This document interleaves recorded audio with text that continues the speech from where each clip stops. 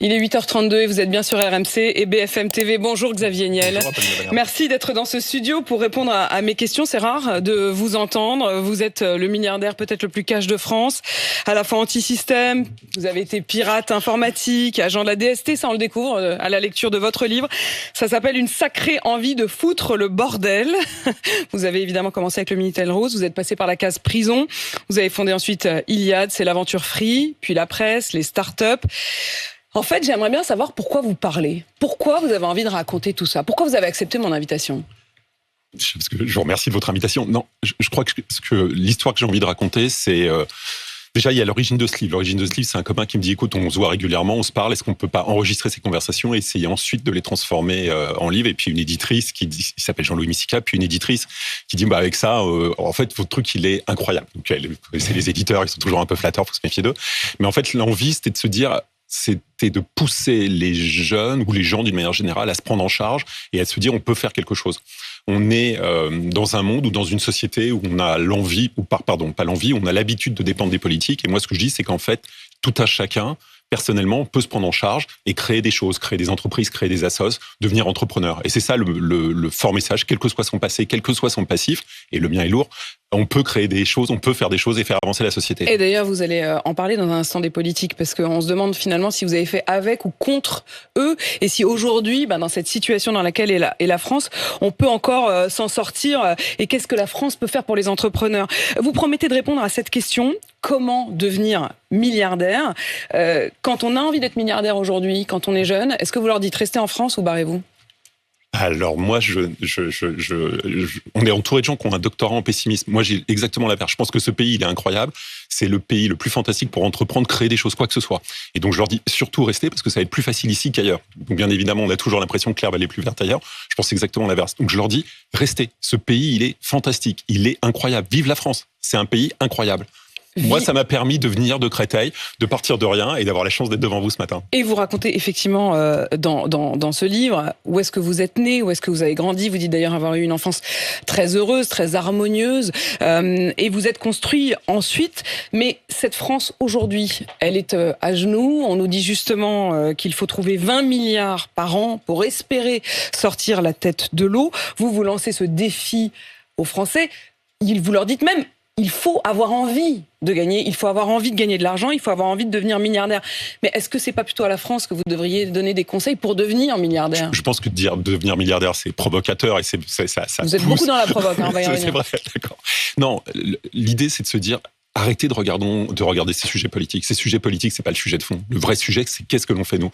Moi, je pense que chaque individu dans ce pays peut plus changer ce pays que le regroupement de la totalité des hommes politiques de ce pays. Si vous prenez des gens qui n'étaient pas français, qu'on crée Uber, Airbnb, quand on se lance dans la téléphonie mobile, qu'on rend des dizaines de milliards d'euros de pouvoir d'achat aux Français, c'est un instant de raison des groupes d'entrepreneurs qui ont créé des choses qui ont eu plus d'impact sur nos vies que les politiques. Voilà. Donc, c'est pas de dire que les politiques servent à rien. Ils fixent une règle. Mais après, c'est à chacun d'entre nous d'utiliser ces règles et d'essayer de créer des choses avec. On va revenir sur la question de l'innovation, sur l'aventure du Minitel qui, à vos yeux, est d'ailleurs presque à l'image, parfois, du gâchis français. Mais bien sûr, cette phrase prononcée par Michel Barnier il y a quelques jours, il faut faire un effort collectif pour maîtriser les dépenses. Ça peut se faire notamment avec des prélèvements ciblés sur les personnes fortunées. Ça tombe bien, j'en ai une en face de moi, ou sur certaines grosses entreprises. Est-ce que vous êtes d'accord? Est-ce qu'il faut que vous passiez à la caisse? Alors moi, j'appelle jamais à augmenter mes impôts. Je ne suis pas masochiste, c'est un premier élément.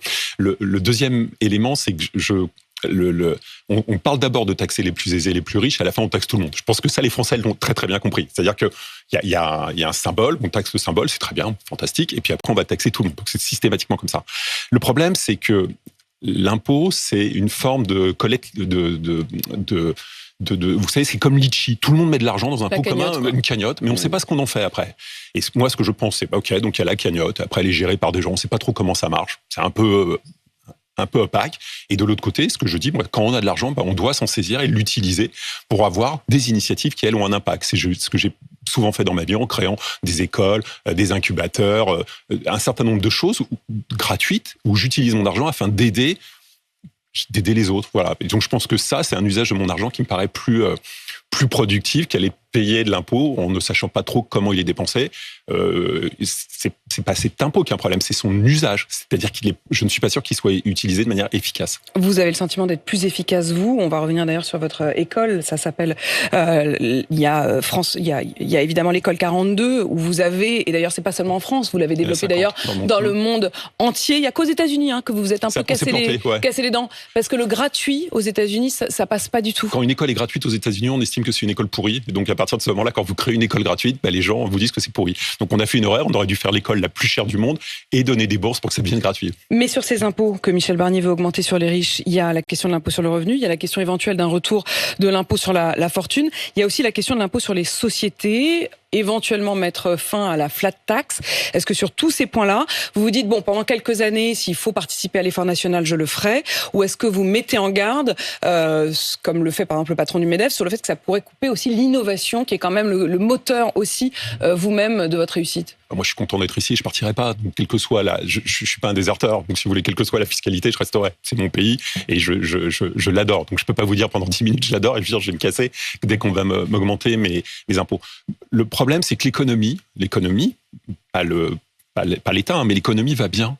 Il y a 10 ans, je serais venu ici, vous m'auriez parlé du problème du chômage. Je ne parlais plus jamais à vous inviter du problème du chômage. Qu'est-ce qui s'est passé? Ces dernières années, on a eu un pays attractif qui a amené de l'investissement, qui a poussé des gens à investir. Et ça, c'est quelque chose qu'on ne doit pas perdre. Et donc, on doit garder cette image d'attractivité. Cette image d'attractivité, elle repose sur une stabilité d'un certain nombre de choses, notamment fiscales. Cette stabilité, elle a une valeur. Elle permet d'avoir des investissements. Elle permet à des gens de venir du monde entier, d'investir dans ce pays. Elle permet à des gens qui sont riches dans d'autres pays de venir dans ce pays, de consommer, de dépenser, d'investir. Voilà, donc il faut être capable de garder cette chose-là, cette image-là. Et quand on touche à ces paramètres-là, on prend un risque derrière sur cet investissement et donc sur le chômage, sur la croissance, sur des choses comme ça. Dans votre livre, vous le racontez, pour vous, la solution, c'est notamment l'emploi, bien s'entourer. Et vous dites qu'il faut s'entourer de collaborateurs débrouillards. C'est la première qualité et c'est ce qui est le moteur de tout. Ouais. Débrouillard, ça veut dire quoi? Ça veut dire street smart, ça veut dire des gens qui savent faire des choses concrètes. Je dis toujours, quand vous construisez une maison, il faut mieux mettre les fondations avant le toit. Voilà. Donc parfois, et ça se trouve, ça vient pas des études qu'on a faites, c'est juste la manière dont on est constitué. C'est une forme de logique. Voilà, c'est ce qu'on essaye de trouver, ce qu'on essaye de chercher dans nos activités, ce qui permet d'innover. Être débrouillard et être un peu pirate. Vous racontez avoir été, et tout le monde le savait, emprisonné à la prison de la Santé, au départ pour proxénétisme aggravé, recel d'abus de biens sociaux. Vous avez finalement été blanchi là-dessus, mais quand même condamné à 2 ans d'emprisonnement avec sursis et 250 000 euros d'amende pour recel d'abus de biens sociaux. Et le juge Van Ruymbeck vous reçoit dans son bureau et il vous donne ce conseil: mordez la ligne jaune, mordez-la souvent, mais ne la franchissez jamais. Il faut donc être un peu pirate, mais pas trop. Faut jouer avec les règles, ouais, mais il faut pas les dépasser. Voilà, mais c'était une leçon incroyable pour moi. Mes proches me disent que j'ai un syndrome de Stockholm. Il m'a mis un mois en prison et après il me donne un conseil et je vous dis du bien de lui. Mais je pense que ça a été un conseil incroyable pour moi parce que je me sentais un surhomme, parce que je me sentais imbattable, parce que j'avais tout réussi dans ma vie. Et aujourd'hui, est-ce que c'est quand la dernière fois que vous avez mordu en prison, la ligne? Il y a longtemps. Non, en prison, j'ai bien compris que c'était il y a longtemps, mais mordu la ligne jaune. Tous les jours, on essaye de le faire. C'est le jeu, c'est d'essayer de se dire comment on peut jouer avec les règles pour créer des choses, comment on peut utiliser tel qu'est fait la société pour essayer de créer de la valeur. Et encore une fois, c'est pas obligatoirement commercial, ça peut être dans une assoce. Mais concrètement, ça veut dire quoi? Ça veut dire que vous regardez les règles, les lois, vous regardez les failles. Ça veut dire que quand on invente la Freebox, quand on invente la box, à partir de ce moment-là, normalement, il faut avoir légalement, ville par ville, une autorisation du maire. Sauf que dans la loi, il y a une petite virgule qui permet de l'éviter. On joue avec la législation d'une manière différente que le législateur l'avait pensé, et ça fait la box qui est dans tous les foyers français aujourd'hui. Voilà, donc c'est comment on joue en permanence avec ces règles en respectant la loi. Alors il y en a certains qui ont franchi la ligne jaune. Fin août, il y a Pavel Durov qui est ce sulfureux patron de Telegram qui a été interpellé sur le tarmac de l'aéroport du Bourget. Il arrive au commissariat, il a le droit de passer un coup de fil et c'est vous qui l'appelle. Pourquoi ? Alors déjà, pour moi, il n'a pas encore franchi la ligne parce qu'il n'a pas été condamné. Donc, excusez-moi, on va laisser. En tout cas, il a au minimum mordu sur la ligne pour être Je ne sais pas s'il a mordu sur la ligne. Ce que je peux vous dire, c'est que ce que je sais, c'est que pour avoir été en prison, pour avoir eu des problèmes judiciaires, c'est que tout le monde disparaît. Tout le monde disparaît dans ce cadre-là. Moi, quand j'ai un copain qui est dans la difficulté, qui me fait passer un coup de fil, voilà, je suis là. Sur le reste, il faut lui demander à lui la suite de cette histoire, parce que c'est sa vie et son histoire. Mais est-ce que ça veut dire que vous êtes en quelque sorte un peu... vous restez une sorte de parrain pour le hacking, pour le dark web ? Vous avez même une forme de tendresse pour ça. Vous avez 1 milliard d'utilisateurs pour Telegram dans le monde. Donc, je ne sais pas si vous avez un produit si sulfureux que ça, qu'il y ait eu des gens qui aient abusé d'un service parce qu'il permettait une confidentialité. C'est le jeu. Mais je pense que vous retrouvez sur l'ensemble des autres messageries existantes qu'on peut utiliser sur WhatsApp et ailleurs des problèmes équivalents. Il avait visiblement un certain nombre de requêtes sur lesquelles il n'y a pas eu de réponse. Voilà, que je ne sais pas juger. Encore une fois, je ne suis pas juge. Et donc, ça occasionne le fait qu'ils soient entendus. Xavier Niel, ces noms, ils sont assez sulfureux. Il y en a un aussi qui fait beaucoup fantasmer en France, qui est le nom d'Elon Musk. Est-ce que vous considérez, vous, vu d'ici, qu'Elon Musk, c'est un génie, ou est-ce que c'est un danger pour la démocratie? En ce moment, il joue énormément autour des élections et de la campagne américaine. Je pense que vous avez 2 Elon Musk. Vous avez Elon Musk entrepreneur, qui est probablement un ou le plus grand entrepreneur du monde, et puis vous avez Elon Musk qui a un sentiment de surpuissance ou de toute puissance, et qui, sur la base de ça, peut parfois, comme tout être humain, dire des conneries. La politique, vous n'avez pas envie de mettre le pied dedans? Non, parce que je pense qu'on peut créer ou faire plus de choses en n'étant justement pas dans la politique. En n'ayant pas les barrières de la politique, l'obligation de faire de la démagogie, l'obligation que je mette un costume pour venir vous voir ce matin, l'obligation de dire des choses. Je précise pour ceux qui nous écoutent à la radio que vous n'avez pas de veste, en effet, et que vous n'avez pas non plus de cravate. Pour vous faire plaisir. C'est très gentil, très aimable et très respectueux. Xavier Niel, vous dites dans ce livre, tiens, récemment, il y a une ministre qui m'a insulté par SMS. Elle voulait que j'empêche la publication d'un papier à charge contre elle. C'est qui? Je vais pas vous le dire. Aurore Berger? Je ne vais pas vous le dire, c'est pas le truc. Marlène Schiappa? Pourquoi? Parce que je cherche quels ont été les papiers qui ont pu être à charge dans vos différents organes de presse. Alors, justement, vous dites, en fait, je ne pouvais de toute façon rien faire pour elle, puisque je ne mets jamais les pieds dans une conférence de rédaction. Je rappelle que vous êtes actionnaire du journal Le Monde, de boîte de production, Media One. Xavier Niel, pourquoi vous achetez de la presse? Pourquoi? Qu'est-ce qui vous manquait? L'influence? Il y a un moment où on arrête d'en acheter, parce qu'il suffit d'acheter un média et on l'a si vous le voyez comme ça. Non, si vous voulez, je sors un livre. Je peux vous promettre, je suis invité partout, sauf chez un certain nombre de médias qui appartiennent à des concurrents directs. Moi, ce que j'ai envie dans ce pays, c'est d'avoir une presse libre. J'ai subi... C'est pour ça que vous êtes ici ce matin. Vous saviez que ce serait un espace de liberté. Non, mais c'est vrai. Je sais. Et ça l'a été, justement, dans ce média. Avant, c'était contrôlé par un concurrent à moi, et j'ai jamais eu de problème chez BFM. En toute franchise, je sais qu'il y a des gens qui ont eu le sentiment que Patrick Drahi intervenait dans vos contenus. C'est faux. Les gens qui vous disent ça, c'est faux. J'ai toujours continué d'être invité chez vous sans aucune forme de problème. Il y en a d'autres où c'est pas le cas. C'est le jeu. Chacun gère ses médias comme il l'entend. C'est leur problème. C'est pas ma vision. Je me souviens d'avoir, encore une fois, le jour où je pars en prison, il y a qu'un seul média qui fait l'ouverture du TF1 20h sur moi. Voilà, tous les autres n'en parlent pas. Ça leur paraît moins important. C'est le jeu. Il y a des gens qui contrôlent leurs médias. Ça veut dire quoi? Ils étaient contents de dire que vous alliez en prison, peut-être? Ça veut dire que l'actionnaire de TF1, peut-être, se réjouissait de vous savoir en prison? Peut-être. Je ne sais pas, c'est vieux, il y a 20 ans. Mais en tout cas, ça veut dire que dans ce moment-là, l'information, au minimum à ce moment-là, elle n'était pas libre. Ou en tout cas, elle était en quelque sorte... Si, parce que c'était une information juste. Oui, mais il y a quelqu'un qui tirait les ficelles pour en faire la une du journal. C'était le jeu. Xavier Niel, tiens, à propos de médias, Bernard Arnault a formellement interdit à ses salariés de parler à un certain nombre de médias qu'il considère être racoleurs. Dans la liste, il y a Mediapart, il y a La Lettre, il y a Le Canard enchaîné, mais il y a aussi L'Informé, dont vous êtes, me semble-t-il, l'un des principaux actionnaires. Un petit actionnaire. Ouais. Comment vous jugez ça, cette interdiction de parole aux médias? Vous connaissez, moi je suis pour la liberté de la presse et donc je suis pour la liberté des journalistes. Je n'interviens jamais sur la ligne éditoriale de mes journaux. Je suis actionnaire de journaux de la gauche la plus extrême, qui est par exemple le Monde diplomatique, et je suis actionnaire de journaux très très à droite. C'est le jeu, c'est pas ma vision, mais encore une fois, je peux pas être pour la liberté de chacun de dire ce qu'il veut. Voilà, c'est pas ma vision et c'est pas ce que moi je ferais. En tout cas, les journalistes de l'Informé pourront continuer à aller au minimum tenter de titiller Bernard Arnault. Je leur souhaite. Enfin, en tout cas, ils font ce qu'ils veulent. Encore une fois, je n'ai aucun pouvoir éditorial. J'ai 5% de l'Informé. Donc, je pense que je suis pas complètement sûr de la personne la plus moi-même d'être capable d'influer sur la ligne éditoriale du journal. Sur l'innovation, Xavier Niel, la France, à travers le gâchis du Minitel, vous le racontez dans votre livre, vous dites, en général, les inventions géniales, on les met au panier. Donc, il y a une idée de génie, il y a des investissements de fous, et après, on a confié tout ça à l'administration, et là, c'est parti en sucette. Est-ce qu'on a appris des erreurs du Minitel? Non, mais, je reviens sur mon thème, si on aurait confié ça à des privés ou à des gens qui n'avaient pas un grand plan étatique 150 ans en pensant que le monde ne bougeait pas, je pense qu'on aurait été peut-être en avance sur Internet, là où on a commencé un tout petit peu en retard.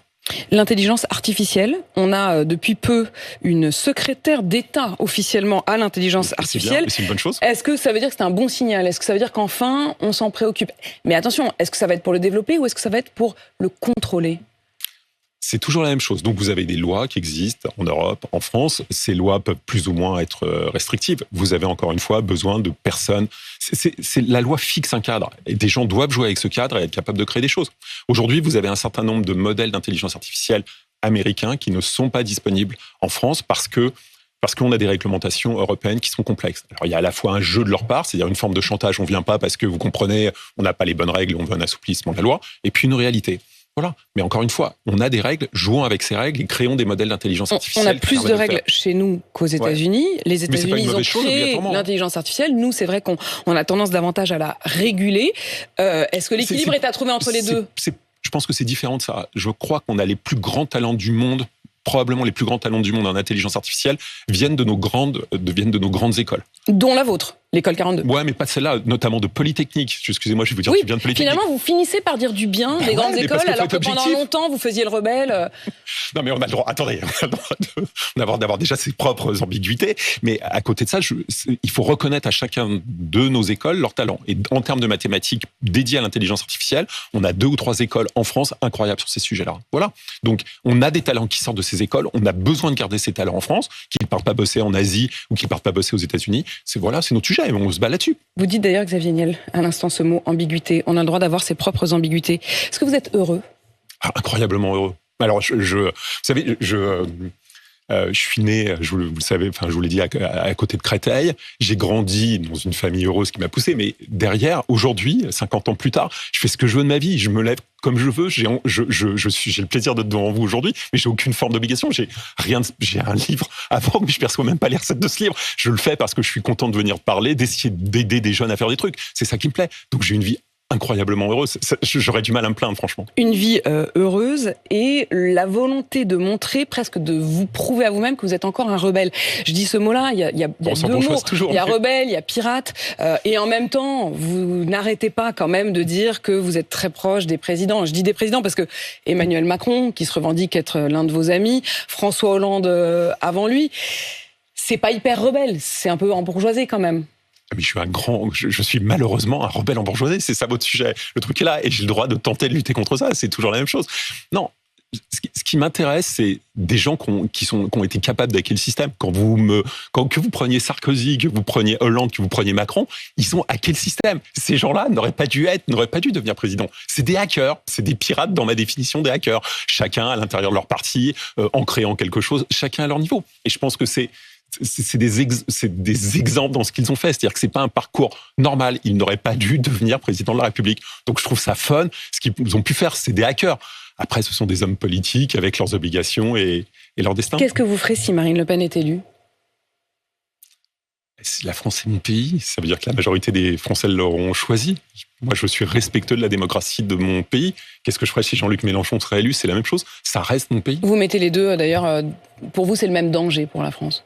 Ça reste des gens extrêmes, voilà. Est-ce que c'est le même danger ? Je ne sais pas le juger aujourd'hui. Il faut le voir à la pratique. Vous les avez rencontrés, l'un et l'autre ? Jamais ? Non, enfin, j'ai croisé Jean-Luc Mélenchon et je n'ai jamais... Ils auraient aimé vous rencontrer ? Est-ce qu'ils ont tenté de vous rencontrer, Xavier Niel ?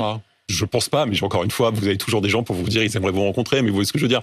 Très indirect, et c'est des gens qui parfois veulent créer indirectement. Vous parlez beaucoup de la question de la diversité, notamment d'ailleurs à travers votre école, parce que vous demandez aucun diplôme pour rentrer à l'école 42, un concours très difficile, mais qui est un concours que chacun peut venir passer, qui est un concours d'ailleurs qui joue plus sur des algorithmes, sur des jeux, sur le fait de jouer. Tout le monde. C'est en même temps extrêmement difficile de rentrer dans cette école. Mais c'est ouvert à tout le monde. C'est ça le truc. C'est-à-dire que je peux être décrocheur scolaire, avoir arrêté l'école à 12 ans et rentrer dans l'école, et je peux avoir fait la plus grande des écoles et être recalé. Parce que ce qu'on va chercher, c'est autre chose. C'est est-ce que je suis logique, mon premier élément. Deuxième élément, est-ce que j'ai envie de réussir ? C'est les 2 seules choses. Et ces 2 éléments-là ne sont pas liés à une formation. Est-ce que ça veut dire aussi, Xavier Niel, que vous pensez qu'aujourd'hui, cette diversité est une chance pour la France ? Je pense que c'est...